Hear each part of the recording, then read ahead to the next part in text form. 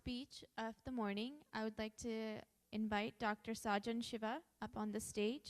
Dr. Sajan Shiva is a professor and chairman of the Computer Science Department at the University of Memphis, in Tennessee. He's a fellow of IEE and has been a teacher researcher and consultant since 1965. In addition, he's the co-founder and currently president of Siddha Ganga Humanitarian Mission of USA. Please give him a round of applause.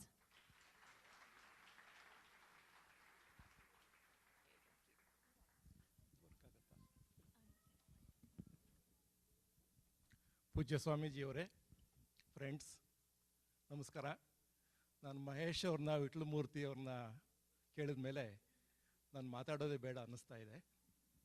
ಆದರೂ ನನ್ನ ಯೋಚನೆಯ ಬಗ್ಗೆ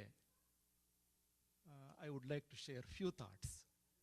Over the last 4-5 years, I have been thinking about, we go to every convention, we recite a lot of vachanas all day long, then we go back on Sunday, and then we forget it until next year.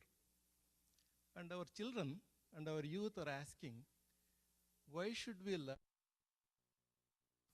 And in a way, we felt, at least I felt, we have been deficient in convincing them that we are not providing that source for them to be comfortable with it.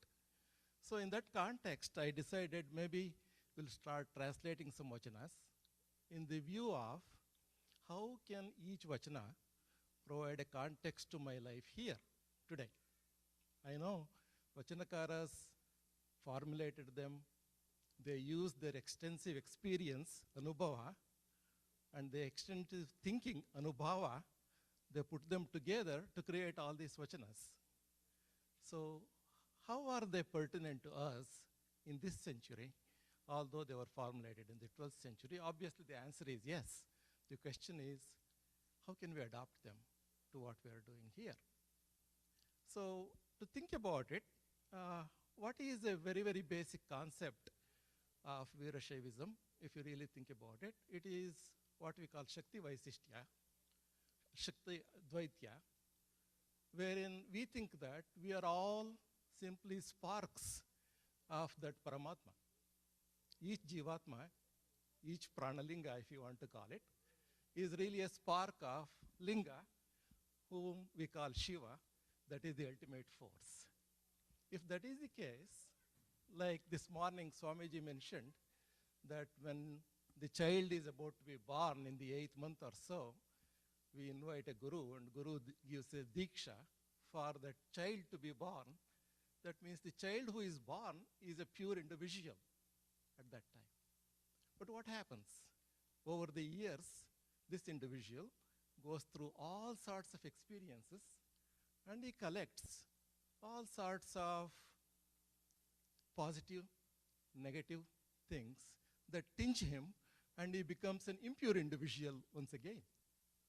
That means, although in the beginning we were all sparks of the same Paramatma, we were all equal, as the days went by, we became different people. Then when I saw my fellow being, I say, Ivanarava, Ivanarava, Ivanarava. The moment I say Ivanarava, my mind thinks that I am different from him. This difference between us keeps growing. The equality vanishes. I am a rich man, he is my driver. I should not be talking to him. I am a professor, he is my student. I should really treat him only tomorrow, not even greet him today. So that means, how do we bring back the equality all over again? How do we think in terms of coming back to saying, Ivanamava, Ivanamava, Ivanamava? He might be a driver, still he is Ivanamava. The other individual I see is still a father of somebody, son of somebody, master of somebody, consort of somebody. If that is the case, what is the difference between me and him? But will I be able to get that thinking? Will I be able to switch my thinking to that kind of context? To me, Virashaiva principles give me a basis to move towards that. So how do we accomplish that in this world? In fact, we use the words like Shunya Sampadane. To me, Shunya Sampadane is very, very simple concept in the present day world. As we are accumulating all these noises around us, we are building a barrier between me and my fellow being. That barrier is increasing and increasing. Shunya Sampadane to me is decreasing that barrier, wherein I wipe that out, where I retain that equality concept forever. So, how do we do this using the principles that we have? Of course, we have talked about Kayaka, we have talked about Dasoha, we have talked about Guru, Jangama, Linga, and all these concepts. So if I examine my life, I was a youth one day, and then I acquired all the knowledge I needed to. Then I got a job. So then career was my important thing to do. Of course, through the career, I need to maintain my family. And then eventually, maybe, I will think about the society someday, and I will share my wealth with the society, and then move forward. So the sequence then is knowledge, career, family, maybe society, community, and so on and so forth.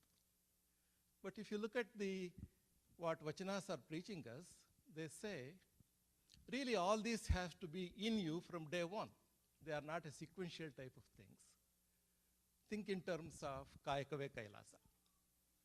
So Kayakave Kailasa, number one, dignity of labor. So no matter what Kayaka you do, not only you should enjoy that, you should do that with your 100%. Once you want to put 100% into it, you must be qualified to do that. That means your education not only should concentrate on the job you are about to do, in addition to that, how the spirituality come into picture while you are part of that learning process. That is where Guru comes in terms of Guru will initiate us into two different things. There will be several different gurus for several different things that we need to get educated in. Of course, our universities and schools give us enough education in terms of our professions, but at the same time, how do we enhance that learning with the spirituality, spiritual context, thinking in terms of I have the pranalinga in me, and how do I retain that, and how do I find it eventually? Because as we are getting into the domestic life as worldly affairs, we forget that part of it. So how do we bring that back? We need to keep that in mind. Guru is going to initiate, give us that awareness, give us that knowledge in that time period where we get started. Then, in addition to our profession, he moves us into devotional aspect, the bhakti. That is when the linga comes into picture. When I say linga, I'm thinking in terms of, just to repeat what the Swamiji said this morning, what you have on your palm is simply your Ishtalinga that is given to you as an icon. Yes, we need to go through the rituals of worshipping it. All the Shiva Puja vidhis that Swamiji talked about this morning are pertinent, like he said in the initial stages. But as we go along, we need to move forward from there and say, what is this that is being represented? That Ishtalinga is simply representing the cosmic being, the ultimate force, Paramatma out there. We should be able to realize that.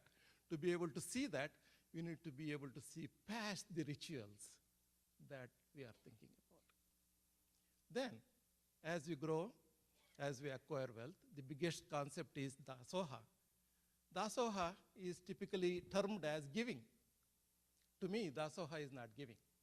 Dasoha is sharing.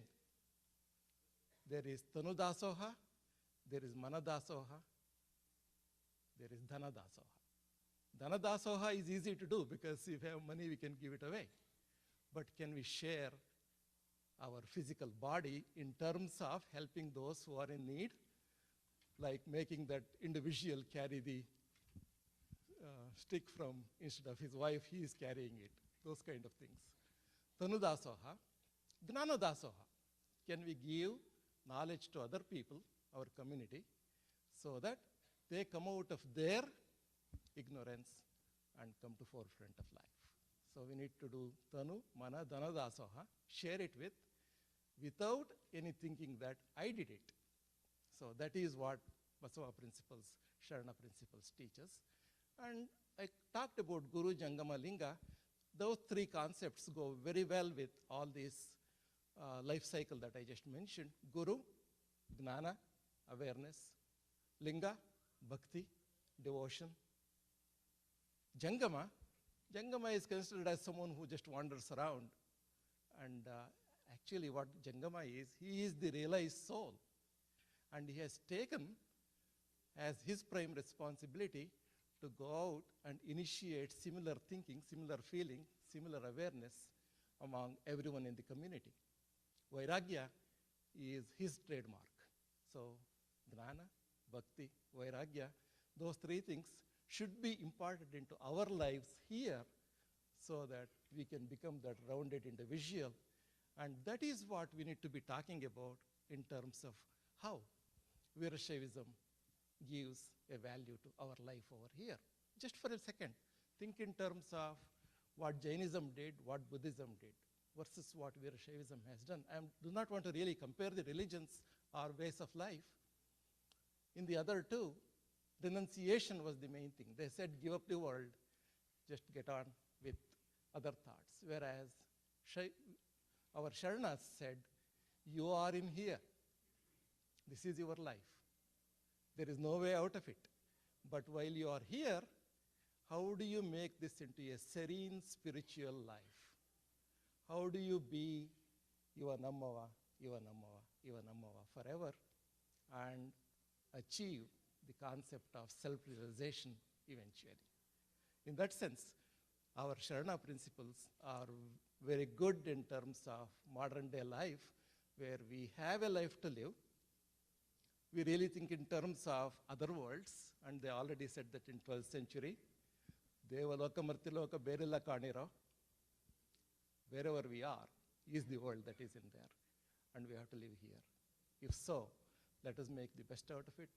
And I very honestly feel if we can take these kind of principles and start educating our younger ones, of course, to be able to do that, we ourselves need to realize all these things. We can go a long way in terms of Vsna, in terms of community as a whole. Thank you.